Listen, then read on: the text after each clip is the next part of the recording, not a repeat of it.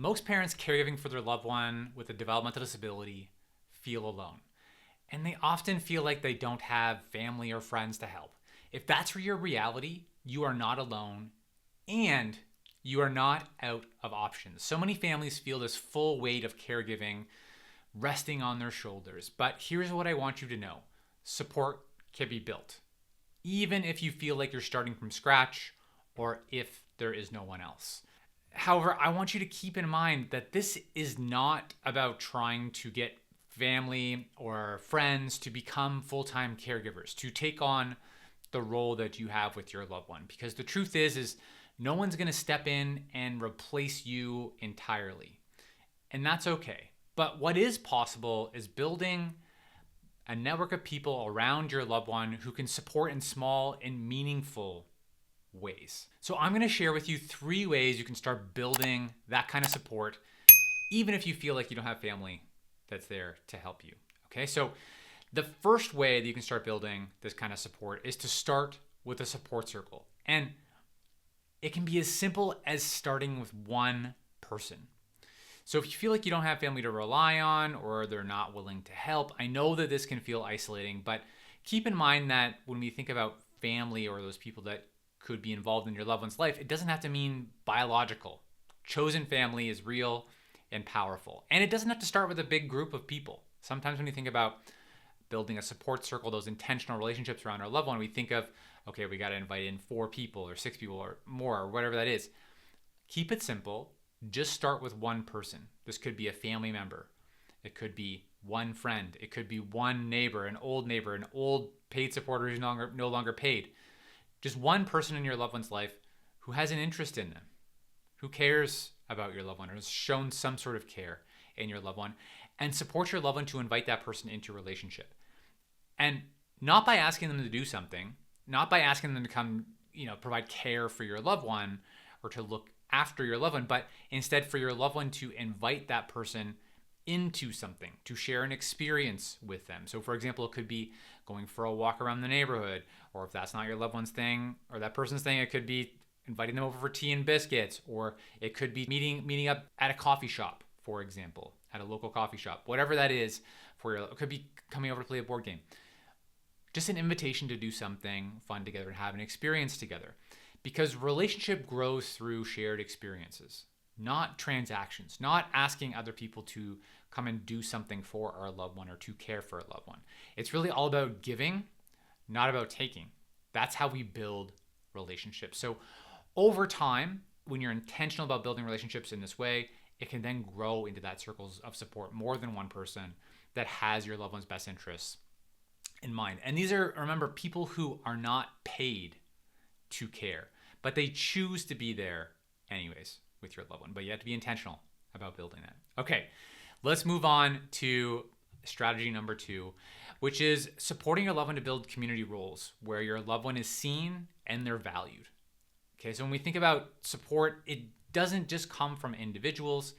It comes from belonging and contributing in ordinary places. So ask yourself, can your loved one show up in ordinary places in their community and be known?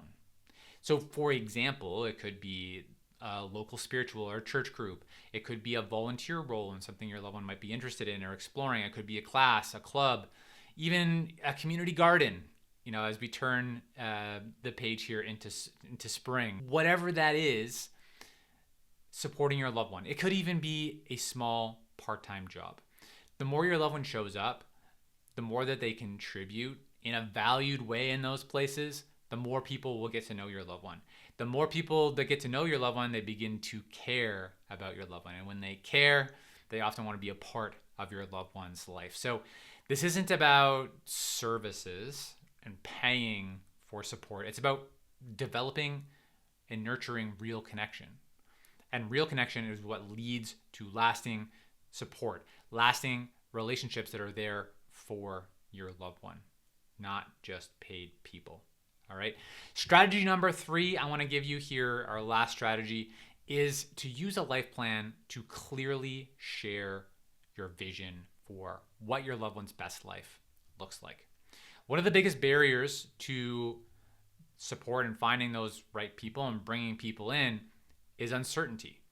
People want to be a part of your loved one's life, but often they don't know how. This is where a life plan can make a huge difference. A life plan gives you the language to share your vision. It gives you an idea and a direction of what your loved one wants, how to interact with your loved one and communicate best with them, what your loved one's dreams are, and the direction that they are headed in.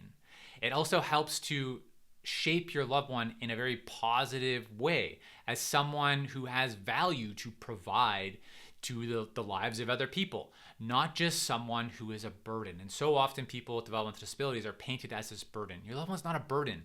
They have ways that they can contribute to other people's lives that are valued. And we want to highlight those.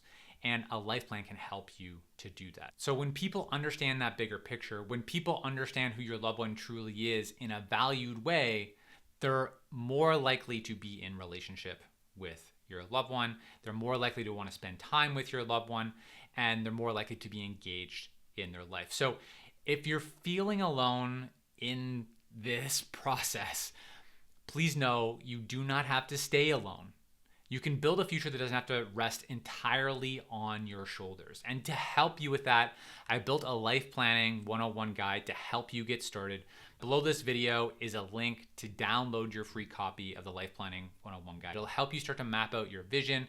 It'll help you start to identify who those potential people could be that you could intentionally support your loved one to build a relationship with toward that stronger, more sustainable future and support network around your loved one.